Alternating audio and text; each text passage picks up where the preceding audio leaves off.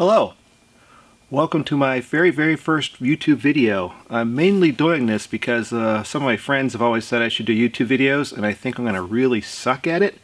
So this is just a feeble attempt, and we'll see how it turns out, and they'll probably tell me I was right later. Our victim for today is this Briggs&Stratton, I think it's a 5.5, maybe a 6.5 horsepower horizontal shaft engine. This came off of a rototiller I found by the side of the road with a free sign on it. The tiller is perfectly good except for the engine. It's totally seized up. I mean, it can't turn over at all. I threw a Harbor Freight Predator engine on the tiller and it's good to go. But I want to tear this thing down and see what's wrong with it. I'll give you a closer look at it. We'll get started. Alright, there's some obvious things we have to start with here. The first is most of the top of the engine's been torn apart. The carburetor is just sitting there. It's obviously been very wet. All the carburetor linkage is oh, the governor still moves, but this is all frozen up. Gas tank's missing. Air cleaner's missing. Spark plug is loose. So we'll just tear into it and see. The tiller was suspiciously clean. Makes me think that perhaps they pressure washed the tiller regularly and maybe got some water in the engine. We'll tell pretty quickly once we pop it apart. Alright, first things first. What do we got for oil? Well, it's got oil. Let's grab a rag. That was pretty clever. If you notice, I put down a sheet of cardboard so it wouldn't make a mess in my workbench. And missed it entirely. Alright, can you still see what's going on? Great. So let's drain the oil out of it first. We'll just grab a bucket.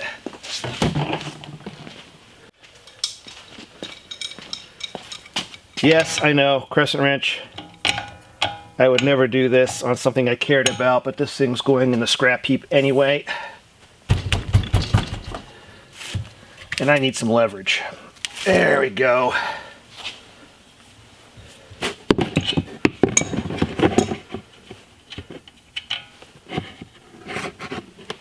All right. Well, the oil has no sparkly bits in it. Get a little bit of this on here. It's not clean, but I have seen far worse.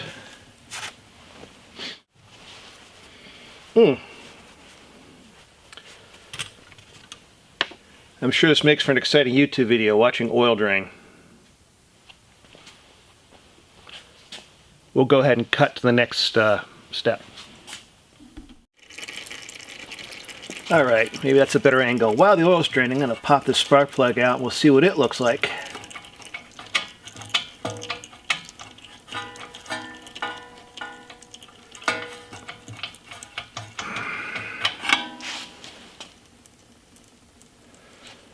Well, it's extremely dirty.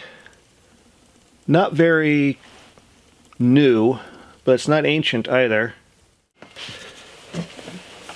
Let's peel some stuff off. Let's get that muffler cover off of there. Does that look like a 10? Wow, looks like a rusty 10. We'll see if this works. Give me a longer extension.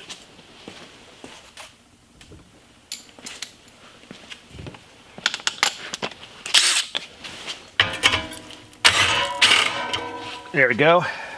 Grab a bucket to throw parts into.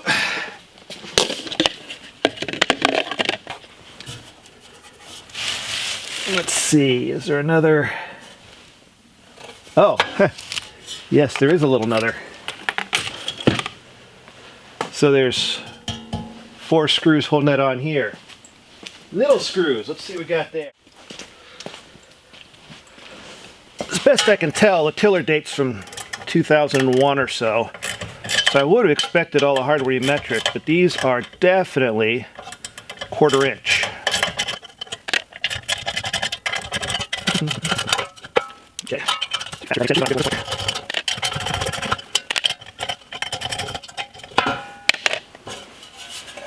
All right. I'm going to need a scrap metal pile, I can tell you that right now. There. All right.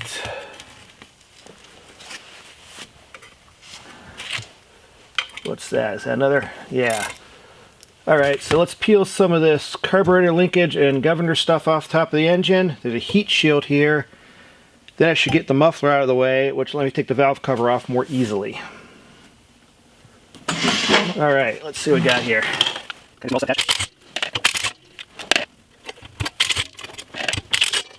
Did that do it? Almost. Let me drag you over here to see for a second. So, this is the governor going into the engine, and this is the plate I'm trying to take off. So this arm has to come off before I can get this plate off. I grabbed a 7/16, but sure enough, it's going to be 3/8. Yep, it's 3/8. All right.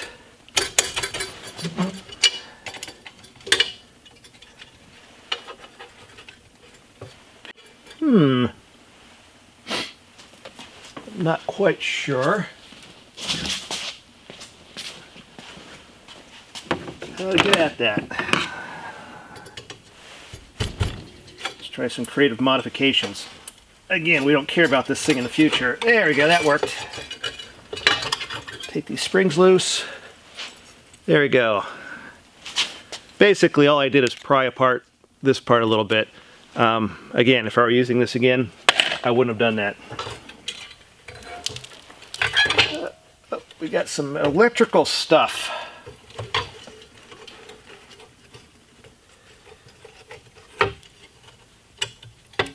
Pull that wire out.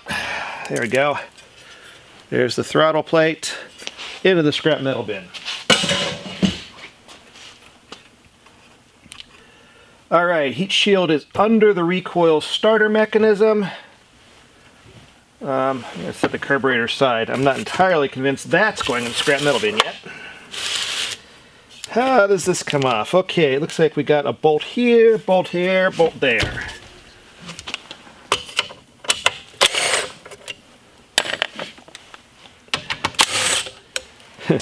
Unlike the rest of them, these are CAD plated and look like new.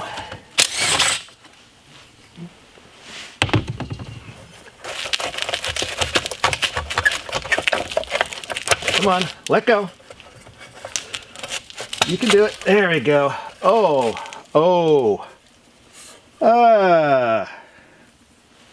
Something was living in here. Fabulous.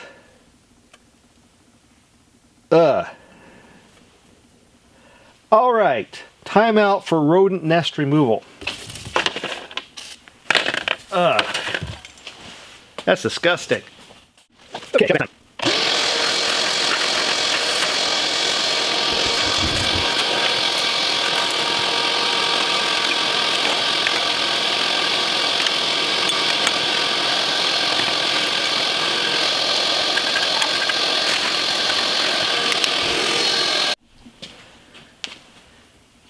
Well, viewers, that's presumptuous of me. Well, viewer, that was disgusting, and you should be glad you can't smell what it smells like in here right now.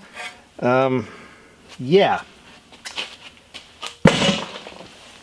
Ordinarily, I might try to salvage that starter rope, but I just decided I don't care. All right, heat shield.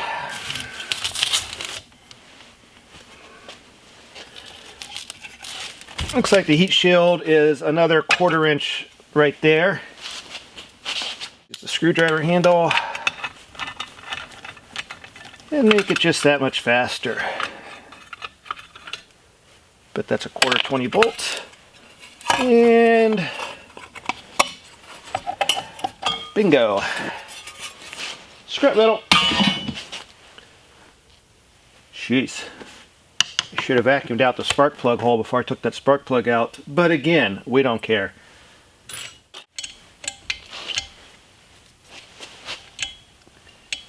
Can't tell if that's going to come off of there or not.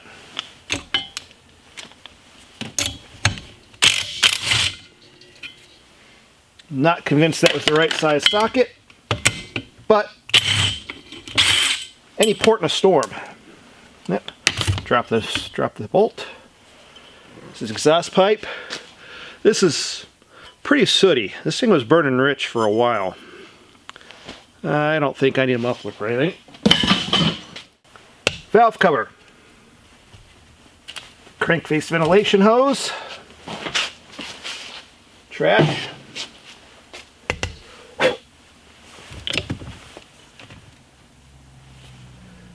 It's funny because I'm used to being really careful taking apart engines, but this one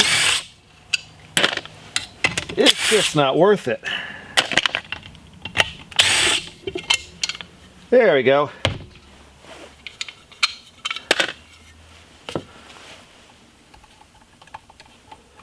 Well, that's good.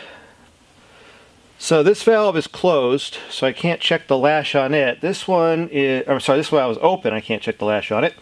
This one is closed, and everything appears copacetic.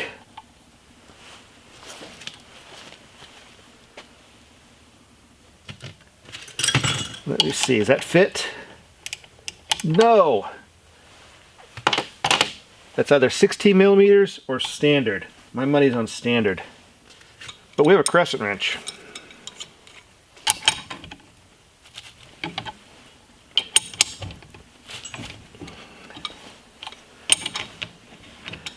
Yes, I know. But again, never going to use this again.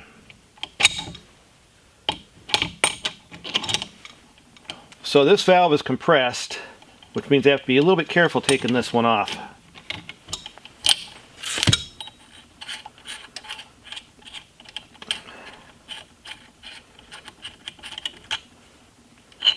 There we go.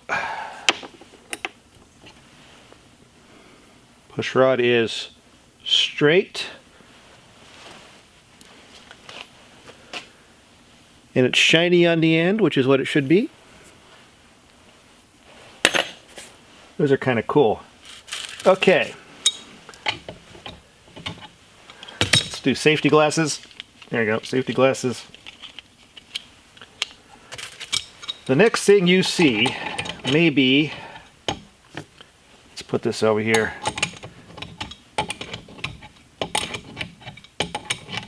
A spring flying at you at a very high rate of speed. Oh, nope, we released the pressure without it coming completely undone. That is probably a design feature, making these long enough so that you can take the spring pressure off even if the valve is open. Alright, here's the tappets. They look worn, but worn well. Exhaust valve push rod looks good. Alright.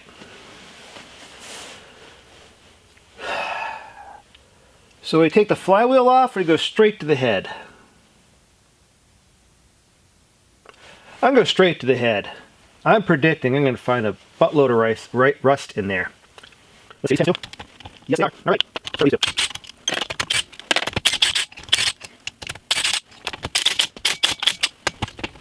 All right. Wasn't that tight? I'm not sure that. Well, I was going to do that on it. But I'm having 3/8 index sockets through this whole face. All right. Now that's stuck in there. All right, we'll get there. Any more holes? Okay. Very sooty, but everything looks good here.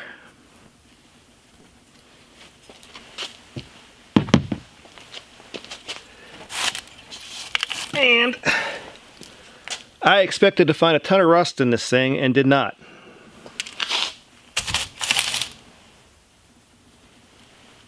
Get that. Yes, I know, wrong way to take off a head gasket, but again, don't care. Next step is flywheel, but I think I'm going to start with the magneto, since, let's see if that doesn't matter, it can stay right there. We have a broken wire here too. That's probably been chewed on by whatever rodent was living in here. That's interesting. So there's the other end of the wire. Okay, so let's see if we can get the magneto off. That does not have to come off to get this flywheel off. Sit down. But why not? Hey, they turn. These are 1/4 inch too, so I would have thought by the early 2000s they would have picked either metric or standard, but no.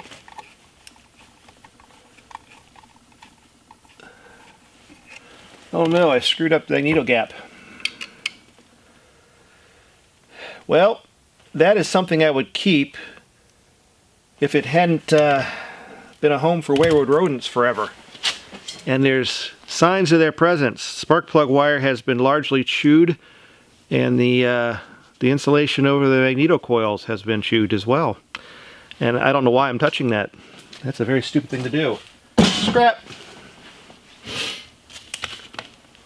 Okay, flywheel time. So big bolt in the flywheel. This recoil, whatever it is, recoil thing's gonna come off. And then I can take these 2 bolts out and put a puller on this thing.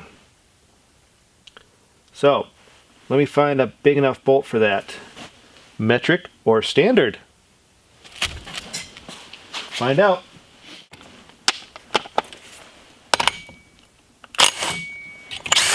Well, that was anticlimactic. A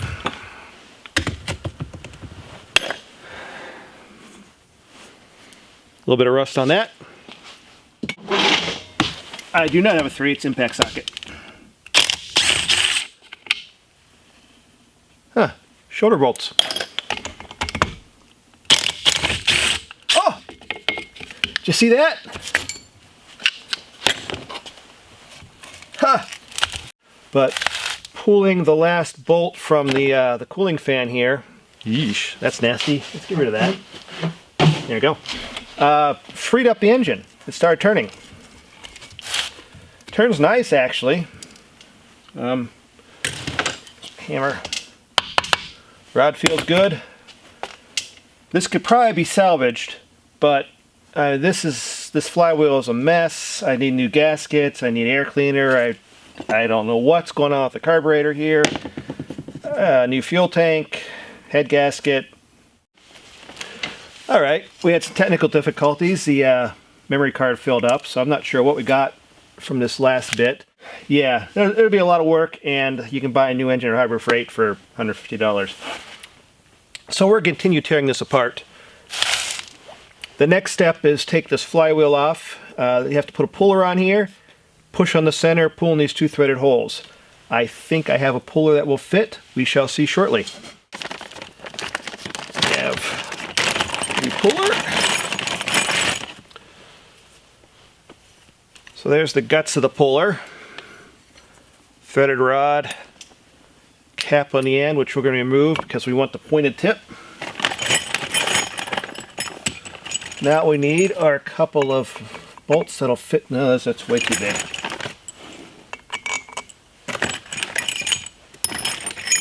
Basically, every time I use the puller, metric versus standard.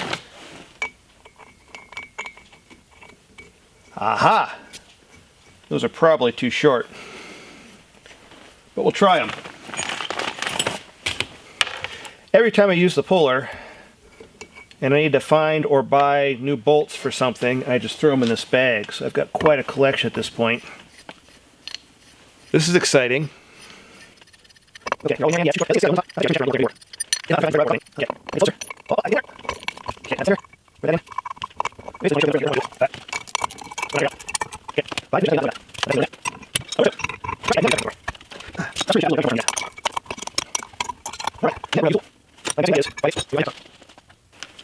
Now we're screwing it in like we should be. There we go. Take this the rest of the way off. Ew. Ooh. All right. One more round of shop vacuuming. Oh, that is so gross. So we can pretty much tell what happened to this engine. It was parked outside, I'm sure left out there for winter, and our friendly neighborhood rodent decided to move in, and after 6 months, a year of peeing on the shaft, just it rusted in place.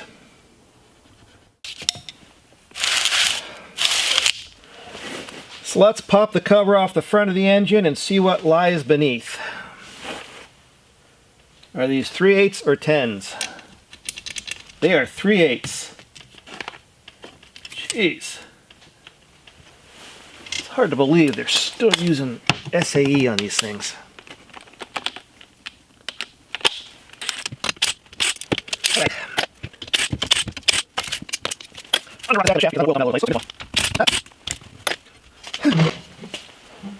Alright, is there a place to pry? Sort of. Yeah, nope. Right. I'm sure they'll help you in there. Alright.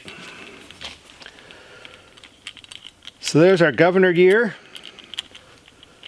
Concentric weights that spin out when the gear spins.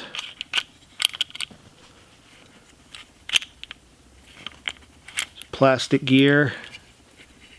Gear below it, plastic too. Aluminum case.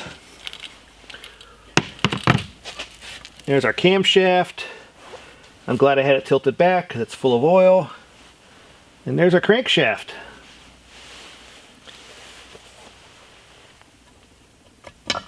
So, camshaft has plastic lobes. Let me wipe these off and we'll see what they look like.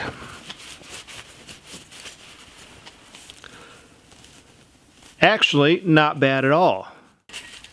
So, looking inside the engine, there's a pot of oil.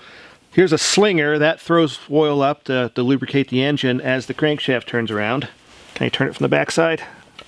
My fingers are greasy. Yeah, there it goes. Turning it the wrong way, probably. It just splashes oil up and lubricates the rod and the main bearing. Alright, try to find a better spot for you. Let's see, that gear should, yeah, so there's the timing gear. It's kind of cool. Next step is take off the rod cap. I don't know what size that is, but it's smaller than anything I've got here, I think. 5/16 it is.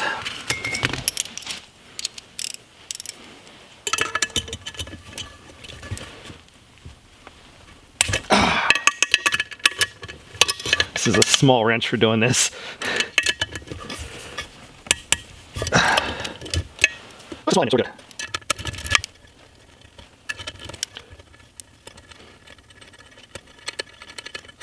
Here we go. I don't have a car wrench, in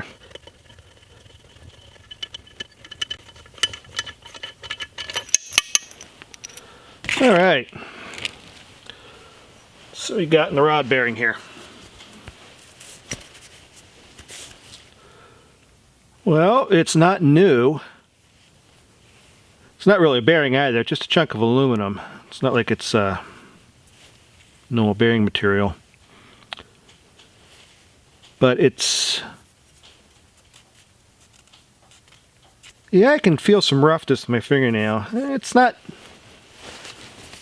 new, but it's not ancient either. Alright. Out comes the piston. I said out comes the piston. Well, maybe out comes the crankshaft.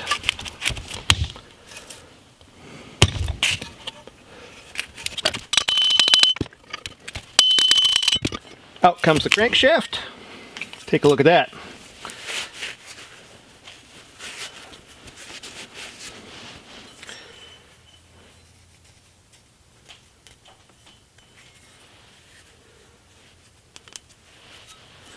Yeah, I've seen far worse. You can definitely see the corrosion around here where the mouse pee was all over it. That got into the bearing just a little bit, and that was enough to keep from turning over. All right.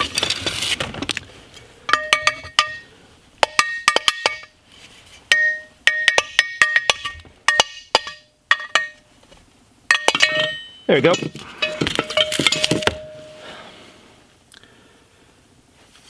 Magnesium rod. Cool. I wonder if that 11.6 is the compression ratio.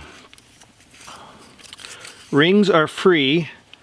A lot of carbon on the head, but generally not bad.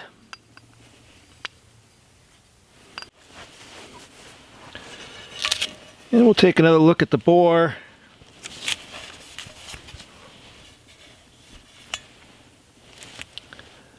That cylinder is excellent. I think it's aluminum. I don't think there's a liner. No, there's no liner in this at all. That's just an aluminum bore. This is not what you call a heavy-duty engine, not one of their cast iron series. This is all aluminum. There you have it, folks. It is a torn down engine. Torn down halfway decent engine. It's unfortunate, but without all the parts, and this would need some work. That is seriously corroded. But yeah, I guess the moral of the story is don't let mice nest in your power equipment. Thanks for watching. Have a great day.